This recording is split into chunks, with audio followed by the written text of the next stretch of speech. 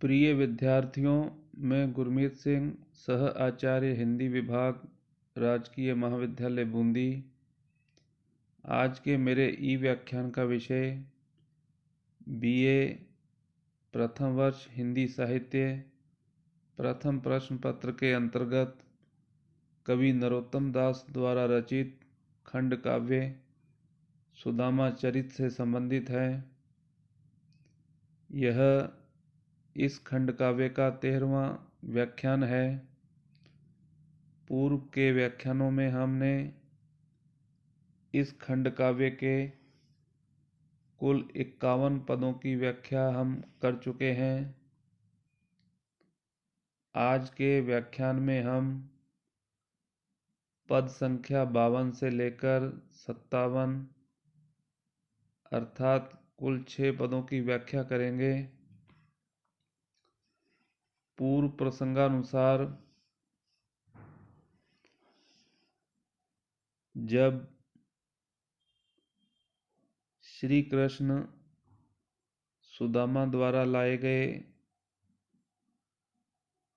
चावलों को बड़े चाव के साथ खाते हैं, उस समय संसार के समस्त देवी देवताओं पर उसकी क्या प्रतिक्रिया होती है। इस प्रकार का उल्लेख हमने पूर्व के व्याख्यान में किया था। आज पद संख्या 52 से हम शुरुआत करते हैं। पहले इसका वाचन करेंगे, फिर इसकी व्याख्या करेंगे। यह कवित्त है, 8 पंक्तियों का होता है कवित्त। हूल हियरा में सब कानन परी है टेर, भेंटत सुदामे श्याम चाबी न अघातहि, कहे नरोत्तम रिद्धि सिद्धिन में शोर भयो, ठाडी थर हरे और सोचे कमला तही, नाक लोक नाग लोक ओक ओक थोक थोक, ठाडे थर हरे मुख सूखे सब गात ही, हालो परो थोकन में लालो परो लोकन में, चालो परो चक्र में चाउर चबात ही। यह 52वां पद है जिसकी हम व्याख्या करेंगे। कवि नरोत्तम दास ने इस खंड काव्य में उस समय का उल्लेख किया है जब श्री कृष्ण के द्वारा सुदामा के चावल खाते जाने से देवताओं को चिंता होने लगी। इसी क्रम में यह वर्णन है। सुदामा से भेंट करते हुए कृष्ण उसके चावल खाते खाते थक ही नहीं रहे। हूल हियरा में सब कानन परी है टेर, भेंटत सुदामे श्याम चाबी न अघातहि। अघातहि कहते हैं न थकना, अर्थात किस प्रकार श्री कृष्ण सुदामा द्वारा लाए गए चावलों को अत्यंत चाव के साथ, प्रेम के साथ चबा रहे हैं, खा रहे हैं। तो उस समय यह बात सबके कानों तक पहुंच गई। ऊल हियरा में सब कानन परी है टेर, भेंटत सुदामे श्याम चाबी न अघातहि। सब देवताओं के हृदय में इस बात से दुख हुआ। हूल हियरा में, हियरा कहते हैं हृदय को, हूल अर्थात कष्ट या दुख हुआ। कहे नरोत्तम रिद्धि सिद्धिन में शोर भयो, ठाडी थर हरे और सोचे कमला तही। नरोत्तम दास कवि कहते हैं कि रिद्धियों सिद्धियों में शोर मच गया। वे कंपित हो उठी, ठाडी थरहरे और सोचे कमला तहीं। लक्ष्मी भी चिंता करने लगी। उस समय की स्थिति का उल्लेख करते हुए कवि कहते हैं कि किस प्रकार समस्त शक्तियां सोच में डूब गई और कंपित होने लग गई। नाक लोक नाग लोक ओक ओक थोक थोक, ठाडे थरहरे मुख सूखे सब गातहीं। नाक लोक स्वर्ग लोक को कहते हैं, नाग लोक पाताल लोक को कहते हैं, ओक ओक अर्थात घर घर, थोक थोक व्यक्तियों के समूह। कहने का अभिप्राय है कि समस्त स्वर्ग लोक पाताल लोक में और घर घर व्यक्तियों के समूह में यही बात होती थी। वे भयभीत से थे।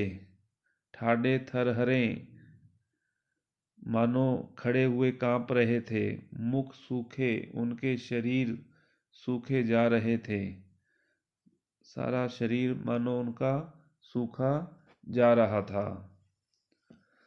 हालो परो थोकन में, लालो परो लोकन में, चालो परो चक्र में, चाउर चबातहीं।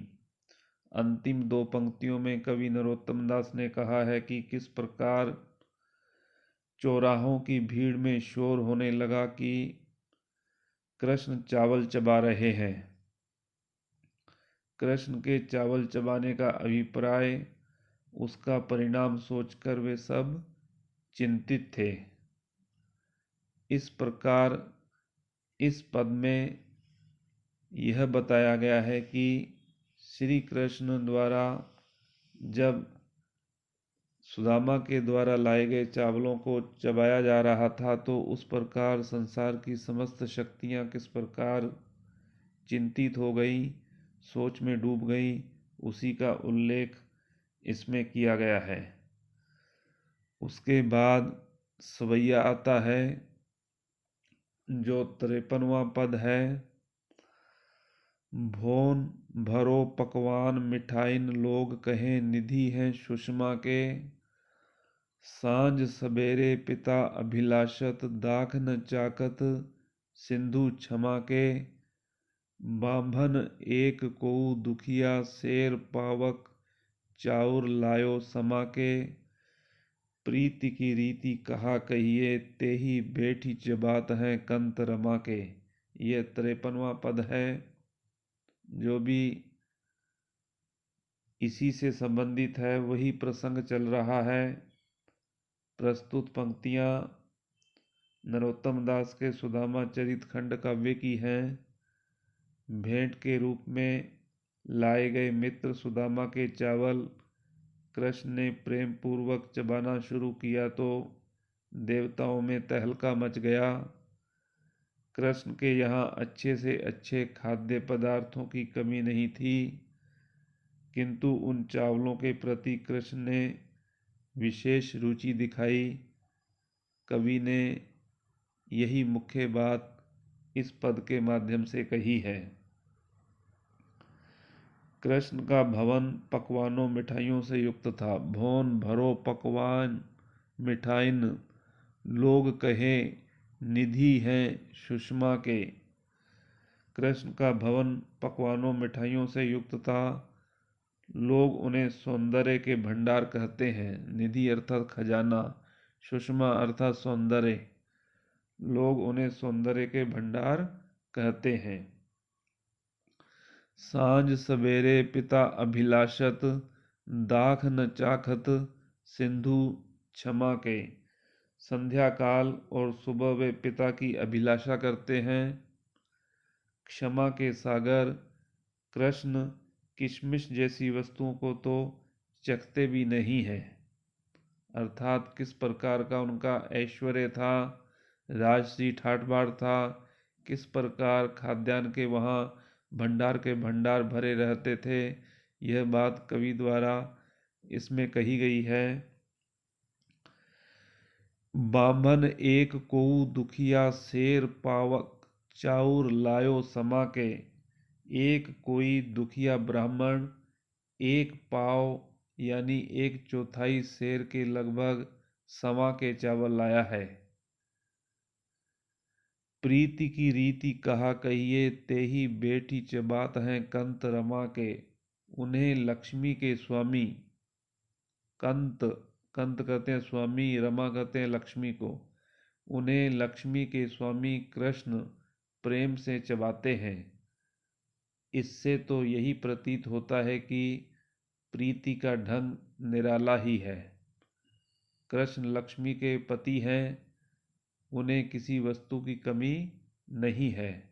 उन्हें अपने भवन में भरे स्वादिष्ट पदार्थों की तो इच्छा नहीं होती, और ब्राह्मण के चावल जैसी वस्तु स्वादिष्ट लगती है। इस पद में कृष्ण की सुदामा के प्रति प्रीति ही व्यक्त हो रही है। भाषा में व्यंजना शब्द शक्ति का प्रयोग हुआ है। इसके बाद हम दोहा जो 54, 55, 56 और 57 दो पंक्तियों का है, पहले दोहा संख्या 54 उसका वाचन करेंगे, फिर उसकी व्याख्या करेंगे। मुट्ठी तीसरी भरत ही रुक्मणी पकड़ी बाह, ऐसी तुम्हें कहा भई संपत्ति की अनचाह। इसके माध्यम से कवि नरोत्तम दास कहना चाहते हैं कि कृष्ण सुदामा के चावल बड़े प्रेम से खा रहे थे। तब रुक्मणी ने कृष्ण को रोकने का प्रयास किया। यहाँ इसी संदर्भ में वर्णन किया गया है। अर्थात 2 मुट्ठी चावल तो वह पहले ही चबा चुके थे। जब उन्होंने चावलों की तीसरी मुट्ठी भरी, मुट्ठी तीसरी भरतही रुक्मणी पकड़ी बाह, उनकी पत्नी रुक्मणी, उन्होंने कृष्ण को रोक दिया, उनकी बाह को पकड़ लिया। ऐसी तुम्हें कहा भई संपत्ति की अनचाह। कृष्ण को तो सुदामा के चावल भी बहुत रुचिकर लग रहे थे। वे चावल चबा रहे थे, किंतु इसके परिणामों को सोचकर रुक्मणी आदि चिंतित और दुखी थी। कृष्ण ने चावलों की ज्यों ही तीसरी मुट्ठी भरी, त्यों ही रुक्मणी ने उनकी बाह पकड़ ली और कहने लगी कि आप में संपत्ति के प्रति ऐसी अरुचि क्यों उत्पन्न हो गई है। अर्थात वह सब जानती थी कि इनके द्वारा तीसरी मुट्ठी भरने का अभिप्राय या इसका परिणाम क्या हो सकता है।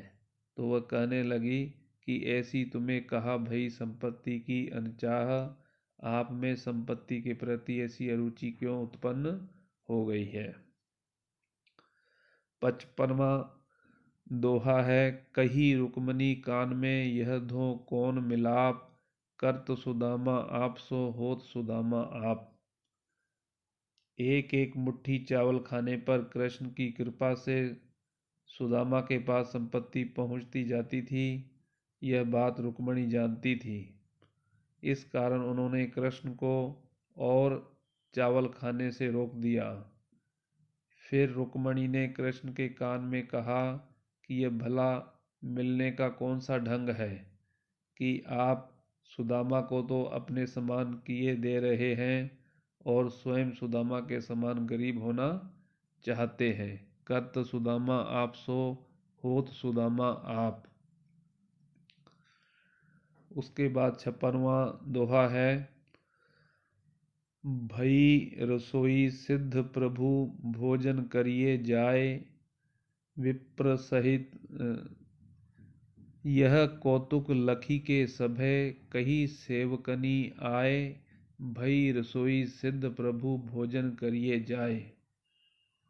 यह कौतुक लखी के कहते हैं देखकर, सभे यानी सभी ने यह कौतुक देखा।